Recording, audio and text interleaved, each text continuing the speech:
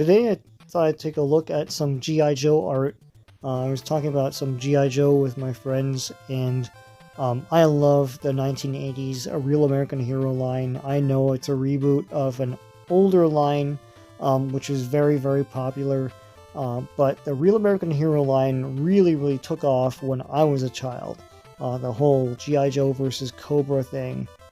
Here we're going to take a look at some G.I. Joe art from 1982 and 1983 from a book from R. Carson, Metaxas. And so here are some 1982 carded figures. It just goes through an overview. I love this, the legend of G.I. Joe. The forces of evil are on the rise. The enemy army of Cobra Commander, an international paramilitary terrorist force, want to conquer the world. So only one group of heroic, dedicated fighting soldiers can stop them. Codenamed G.I. Joe. Here is Breaker. I think I had Breaker with... No, you know what? I think I had Clutch, not Breaker.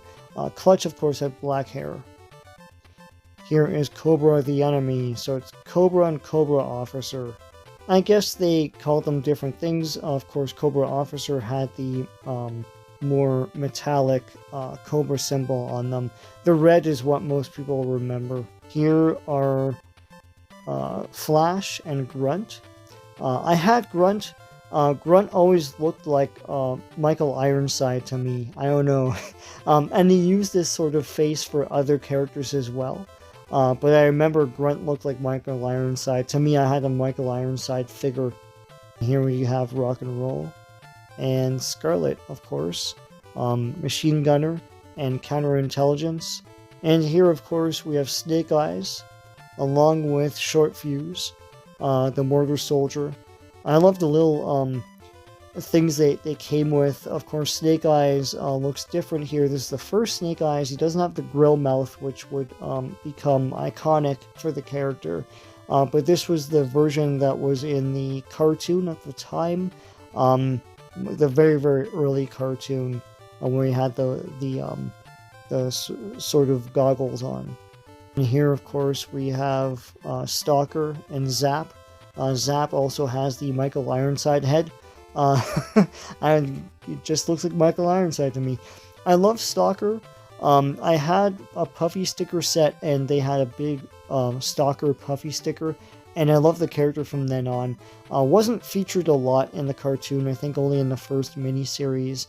And turned up a bit in the comic, but never got his due, I found. And here are a bunch of 82 vehicles and playsets. A lot of these playsets don't show up well in this format, so I'll skip over them. This is a good book to get, though, if you want a lot of cool G.I. Joe art. And here are more of the playsets and vehicles. I had the Jeep, the Vamp, and the Hal. The Jeep and the Hal came in a 2-pack in Canada. I'm pretty sure it was a Canadian exclusive. You could correct me if I'm wrong in the comments. But I got that at a Secret Santa, and came with 2 figures. It was a nice, cool set to have. Here's a nice little close-up view of the Stars and Stripes Forever poster that you can mail away for in 1982. More characters from that Stars and Stripes poster. You see Scarlet to the left there. And of course the characters are hoisting the American flag on the battlefield. Here's a nice close-up of the To the Rescue poster that you can mail away for in 1983. Here's more close-ups of some of the cool action vehicles and stuff in painted form. I always loved the color and lighting of these kinds of things when it did them for toys. And here are 1983 carded figures. I see the numbering of them as we go along into the line. It gets a lot more than 35 and 40. We see Cobra Commander and Destro are fairly prominent here. Gung Ho. Lots of great characters here. And we see Airborne here. A Helicopter Assault Trooper. New Swivel Arm Battle Grip. So here's Cobra Commander and Destro. Really striking designs here. All new with Swivel Arm Battle Grip. And we got Doc and Gung Ho. Of course, Doc has become a meme from one of the PSAs. Someone dubbed him over, but These are great characters back in the day. Gung Ho was sort of a laid back dude. He looks really cool here. Here are Major Blood and Snow Job. Snow Job was a Arctic character, later on accompanied by Iceberg. Major Blood was a cool little villain. They didn't do a lot with him in the cartoon, but he turned up from time to time, had a cool voice. And here we have Torpedo and Tripwire.